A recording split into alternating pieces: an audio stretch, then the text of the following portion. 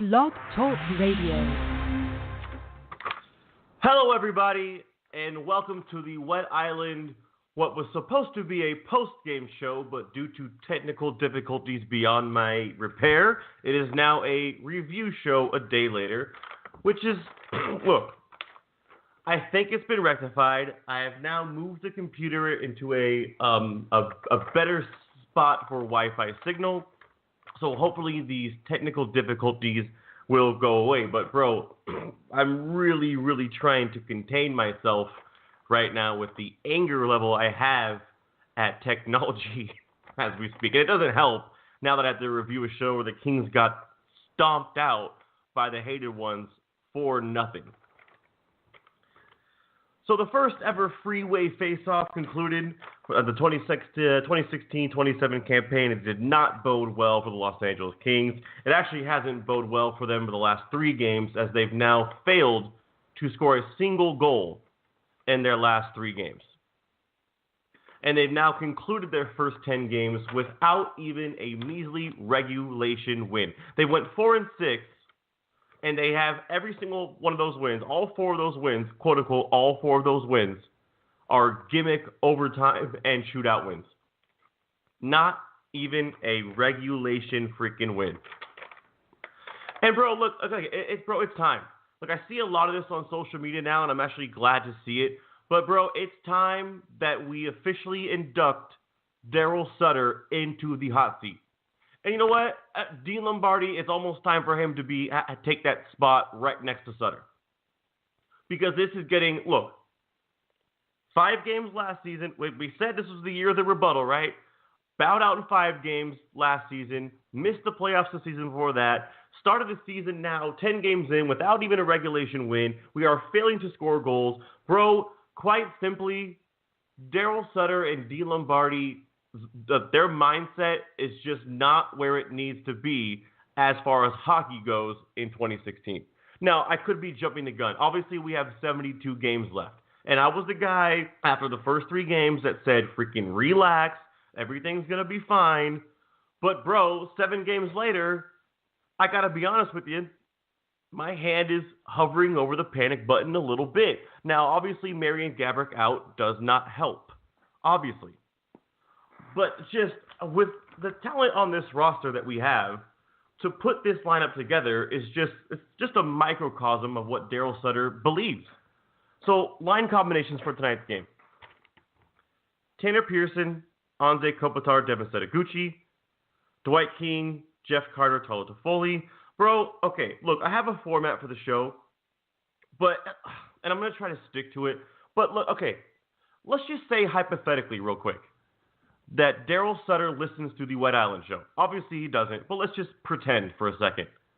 So let's pretend that he's heard everything I've had to say about Dwight King being on the top 2 lines. And he's actually been on the top line with Kopi recently. Now he's on with Carter and Tyler Toffoli. Bro, that's not the freaking point. The point is he needs to be off scoring lines. He doesn't belong up there. He's killing the other 2 line mates. He's killing them because he can't get to spots. He's too slow to get freaking anywhere. And that kills us, especially in defensive zone. So, I mean, at least you got a guy like Setoguchi up there who at least he can skate and he works hard. I'm not saying that Dwight doesn't work hard, but his work, even if he's working, it's not good enough. Because he can't get to spots. He's consistently late all over the freaking ice. Get him off the top 6. This experiment is over. He does not belong there. And we've all known this. But for some reason, politics in hockey apparently still exists to this day. Daryl Sutter likes Dwight King, so apparently he's going to continue to get these minutes until Gaborik comes back. Look, it's not Dwight King's fault that we haven't scored a goal in 3 games. So I'm not trying to come down on one guy. But he kills Kopi and Toffoli and Carter, whatever line he's on. He's not good enough to compete with those guys.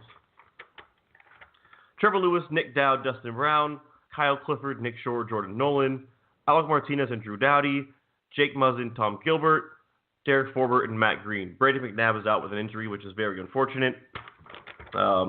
Adrian Kempe and Michael Mercer are still in Ontario. And I'll touch on that a little bit later. As far as the game goes, here's my notes. McCarter had a chance on a 2-on-1 early.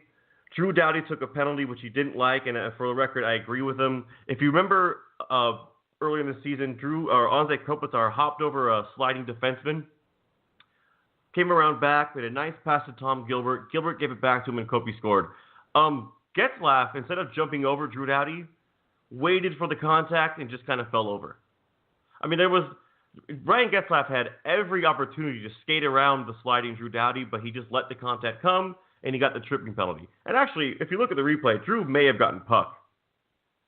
So, I agree with Drew that wasn't a penalty, but nothing came of it. Cam Fowler rang one off the bar right after that power play reached its end. Brown had a chance late. Clifford had 2 fights, which, for my money, bro, I'm a big fan of Kyle Clifford, the hockey player. Okay, so a lot of the advanced stat guys are going to not like the fighting. Bro, I agree with them in this sense, because these 2 fights were completely irrelevant to the outcome of a hockey game. And to be honest with you, fights as a whole realistically aren't relevant to a hockey game. I like the fire from Clifford, so I can't really knock him for that. At least he was up for it. I mean, at least he tried to do something, try to provide some sort of energy. But I would want Kyle Clifford on the ice more than I want him sitting for 5 minutes at a time. So, I mean, he was in the box. He had 10 minutes in penalties, 17, 18 minutes. And he's not going to get that much ice time anyway. So I think Kyle Clifford is doing himself an injustice with 2 fights in the first period. Faceoffs were a huge component in last night's game. Final numbers on the faceoffs were 38-14 in favor of the Anaheim Ducks. And the first goal was a result of a lost faceoff. Lindholm not yet back able to play. He was in a similar situation, but I think as we touched on in the open, Bob, this game is good for both teams. A lot of questions to be answered. Look at that, you don't see that too often. Randy Carlo with a big smile on his face, so it is the new Randy Carlo. I think both coaches love this first period. A lot of intensity, a lot of body check. Face off in the Kings zone. And off the draw here, a shot, score! The Ducks win the draw, and they draw it back and get the shot that puts them ahead 1-0. Ricard Raquel from Brian Kessler off the draw at 19:29 makes it 1-0 for the Anaheim Ducks. Obviously, the lost draw was what caused the goal, but if you look at the goal, for my money, and this is the only goal I'll blame Budaj for, but I think that was a soft goal. I think Budaj needs to come up with that. I mean, it wasn't particularly a good shot. It didn't go through, it went through a very, very slight screen, and I think Peter Budaj needs to come up with that. But a lost face-off results in it being 1-0, and now we're going to the second period where we've had troubles all year. Look, I don't think it's a thing that it's like, okay, well, the Kings are a bad second period team, quote unquote. I think it's just happened to be coincidence that we've laid eggs in second periods. But now we go into the second period, and the trend kind of continues, and it starts with a Jake Muzzin, a 4-minute double minor, and it's just unnecessary. So Jake Muzzin locks up Camerosa, but there was no shot coming. There was no danger. Everything was covered. There was a nothing play, but Jake Muzzin decides that he needs to lock up Camerosa. Well, he comes up too high. He clips Camerosa in the face, and Camerosa draws blood. So now the Kings are going to the penalty kill for 4 minutes. When you take penalties, people are going to take bad penalties throughout the year. It's on the rest of the team to kill them. And the Kings did not do themselves any favors on this penalty kill. And the coaching staff didn't do the Kings any favors either. But the Kings go to the box for 4 minutes, and Antoine Vermette makes it 2-0. Fires it in, taken away by Martinez, but he can't clear. Down the middle, Theodore, and had to go off his stick. He had an open lane there, too, and had to go back and get it. Keeps it alive in the Kings zone. Here's Ricard Raquel. He put it down in the corner. Tip behind the net now. Raquel with it again. In front of Vermette, and the game is 2-0 in favor of Anaheim. Well, Antoine Vermette at 2:49 from Ricard Raquel makes it 2-0. Bro, listen, Alec Martinez and Jeff Carter have to pick him up. So, I mean, I don't know, but there needs to be some sort of communication there. Whoever it is, someone needs to pick him up. They get caught puck watching. Both of them are right in the vicinity of Antoine Vermette, and the pass it's a tap-in. Nothing Budaj could do there. Somebody needs to pick him up. I don't know what they were looking at. But that's just ridiculous defending. Be aware. Be alert. Know who's on the ice. Know who's behind you. Bro, somebody's got to pick him up. And because they didn't, ends up being 2-0. And 31 seconds later, Daryl Sutter wants to throw Derek Forbort and Matt Green on the ice, and Ryan Kessler makes it 3-0. And a 2-0 lead. Vermette gets his first of the year. And the assist goes to Raquel, so what a comeback for him. He's got a goal and an assist. It's 2-0. The time of the goal, 2:49. Still on the power play. Anaheim over to Getzlaf. King zone. Getzlaf in front, score! Driving to the net there. He put it right in front. And another power play goal. And Anaheim now with a 3-0 lead. Ryan Kessler from Ryan Getzlaf and Corey Perry at 3:20 makes it 3-0. Again, I touched on Derek Forbort and Matt Green being on the ice. Bro, I've said my piece plenty of times on Derek Forbort. The kid is not going to get any better playing with Matt Green and Tom Gilbert. He's just not. The kid's going to get, his confidence is going to get shot. He's going to get wave after wave of attack. He's going to get hemmed in. He's not going to learn anything playing with bad players. I mean, with all due respect to Matt Green, but it's just obviously. I mean, from the 10 games, from the games that Matt Green has been in there, all signs point to Matt Green doesn't have it anymore. Coming up a long injury, but that's just kind of how it works. It doesn't look like Matt Green has it anymore. So why would you put this kid who needs to learn and get better with him? And I mean that with all due respect to Matt Green, because I'm a huge Matt Green mark, especially for what he contributed earlier, his earlier Kings days. Well, they just lost together. It's like, what has Daryl Sutter not learned? So he puts Rob Scuderi and Luke Shen together on a pair. They're lost. They're not good. So let's put our two worst defensemen together again. And again, bro, it's just I mean that with all due respect, but especially in regards to Rob Scuderi, I totally appreciate his contributions to earlier Kings teams, just like I do with Matt Green. But bro, you've got to learn not to put your two worst defensemen out there, especially in a high pressure situation against Getzlaf, Perry, Kessler, bro. For me, bro, I don't understand it.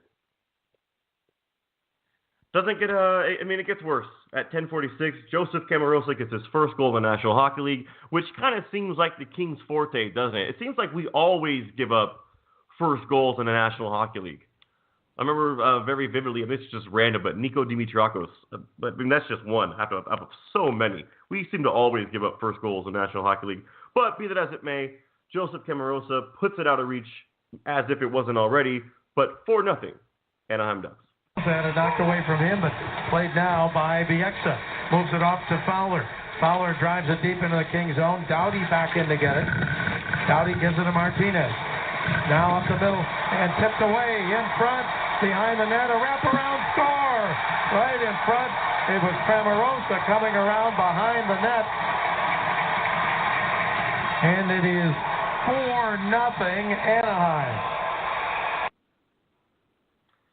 Joseph Camarosa from Ricard Raquel and Antoine Vermette at 10:46 makes it 4-0 Anaheim. It's a horrible turnover from Alec Martinez. One of the worst you could ever make. And Alec Martinez tonight had a stinker of a hockey game. And it doesn't help, this is obviously a complete accident, but he's trying to protect the house. And when Camarosa does the wraparound, it goes off of Dowd, then off of Martinez to complete a horrendous shift for Alec Martinez. But, Alec Martinez is a very capable hockey player. Jake Muzzin had a stinker earlier this year. He actually kind of had a little bit of a stinker tonight. but nowhere near the level of Alec Martinez tonight. Last night. But yeah, that's a rough one for Alec. And I have all the faith in the world that he's going to bounce back tomorrow night against Pittsburgh. But 4-0 Anaheim. The Kings have a very small pushback here, if you could even call it that. Brown has a chance. If it was almost anybody else, it's probably 4-1. It was a great pass from Nick Dowd. Gilbert had a hit on Richie, which he's going to get suspended for. Bro, I can't believe it was 4-on-4 after that hit. I mean, that hit was that was unsafe.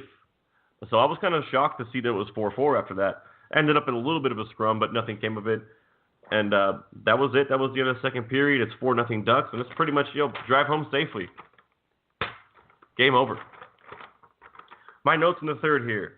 Carter chance, Nolan and Getzlaff scrum. A couple thoughts on the Getzlaff scrum. You know what? Because the live camera didn't catch it. So I instantly thought that Jordan Nolan was just trying to muck things up, and he was just kind of Jordan Nolan-ing. But he didn't really. He was getting his stick held by Getzlaff. Getzlaff wouldn't let go. So Jordan Nolan takes a swipe at him, and all of a sudden it's almost a line draw. Like, bro, Jordan Nolan didn't do anything. Let go of a stick. I mean, if the thought process is let's keep Jordan Nolan on the ice, so let's grab a stick and make sure he's out there, I totally understand that. If that's his thought process, that's a smart play by Getzlaff. But he went to the box as well, so obviously that wasn't his thought process. He was just being, Ryan Getzlaff's a great hockey player, but he was being a douche. Let's just call a spade a spade. I mean, but that's Ryan Getzlaff. And quite frankly, you're allowed to be. When you're kicking the other team's ass in their barn, you know what? You're allowed to be a little bit of a douche. Final numbers on the game, 30-21 shots in favor of LA, 12-5 in that third period. Obviously, the Ducks let off the gas pedal a little bit. Again, as I mentioned, 38-24 in faceoffs. That is not good enough. And, bro, Nick Shore, 0 for 6 in the faceoff circle, which, I thought this was one of the things that social media Kings fans liked. I thought they liked Nick Shore's faceoff ability, and I thought he was responsible at his defensive end. Bro, someone has to educate me. Someone has to smarten me up when it comes to Nick Shore, because I'm not saying the guy is bad. I'm not saying he's a bad hockey player, but I'm definitely not saying he's a good hockey player. From everything I've seen from Nick Shore, he just looks like your prototypical run-of-the-mill guy. So if anyone out there sees something different than me, please email thewettisland@yahoo.com, tweet at The Wet Island on Twitter, on Facebook, LA Kings Wet Island. Please, someone educate me on the game of Nick Shore, because I don't see it. I must be missing something, bro. Player-by-player review. Tanner Pearson. I'm not really into giving passes because I think that when the Kings are at their best, and obviously every team's at their best when everybody's going and everyone's bought into roles and everyone's playing well. But just for the Kings specifically in this system, they need everybody in that lineup to be good. But, from these first 10 games, it's just not happening. So, Tanner Pearson's been really, really good since he's come back from suspension. So, while I'm not in the business of giving passes, specifically when it comes to this team and the style we play, I think Tanner Pearson deserves a pass here. Anze Kopitar, much like Drew Doughty, they didn't necessarily play bad, but by their standards, they would tell you they had a bad game. But, if we're judging everyone on an even playing field, I think that they were okay. But, again, if you ask them, they would tell you that they didn't have a good game. Devin Setaguchi, okay, look, I like his work ethic. I like that he's working hard. But when you label this season the year of the rebuttal, and you label this season the year of the second chance, maybe it was unfair to ask Devin Setaguchi to step in and produce, because I feel like that's why maybe we signed him out of training camp, is because Gabbert was going to be out. I thought maybe they thought, hey, maybe this guy could produce, but he's just simply not.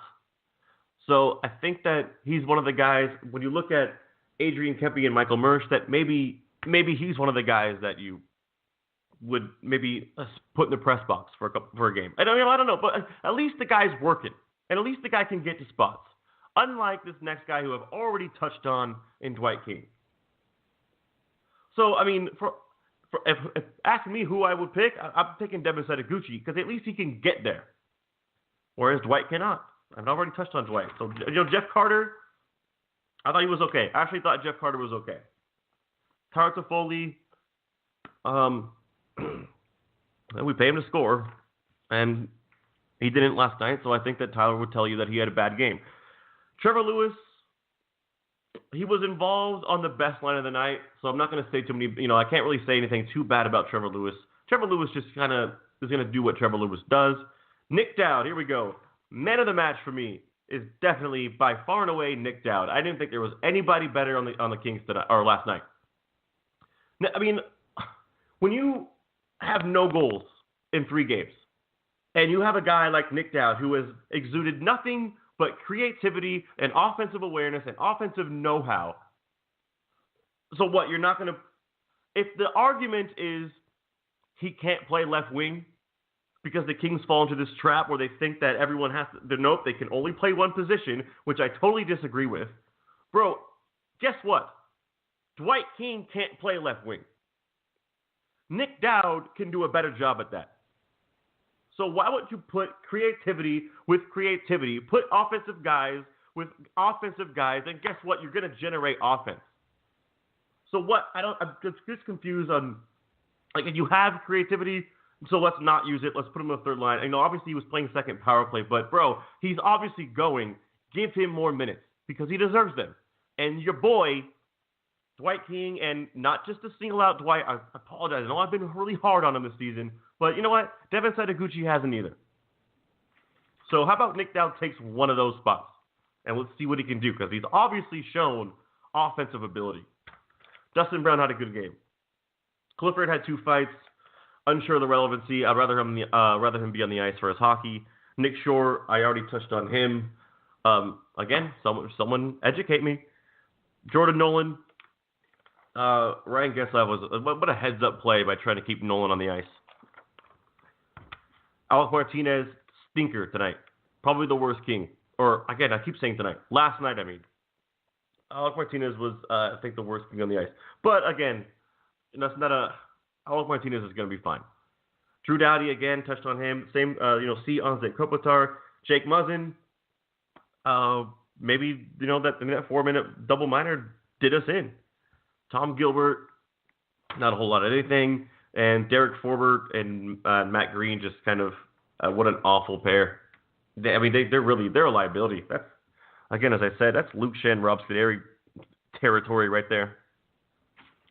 Peter Boudet, nothing he could do. That first goal was soft, but we were losing that game anyway. So Adrian Kempe and Michael Mersch are just sitting down there in Ontario. And we just talked about Nick Dowd having offensive creativity and offensive know-how.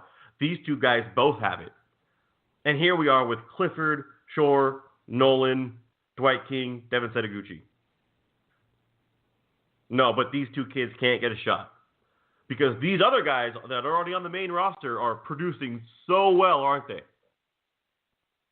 Freaking get with the freaking times, please.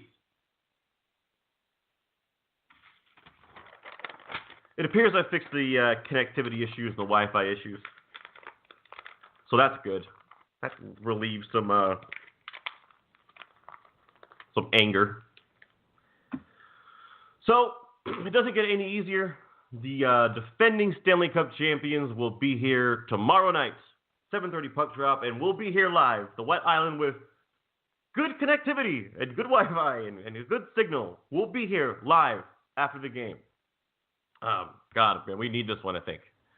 I mean, obviously it's not, people have a tendency to put must-win labels on games, but I think, bro, it's time for a good showing. We need a freaking regulation win. So that's it. The Wet Island will be live tomorrow night, 10:30-ish. I'll tweet out the links. I'll send the links, Facebook, whatever the case may be. We'll be live after the game against the Pittsburgh Penguins tomorrow night. Good night, everybody.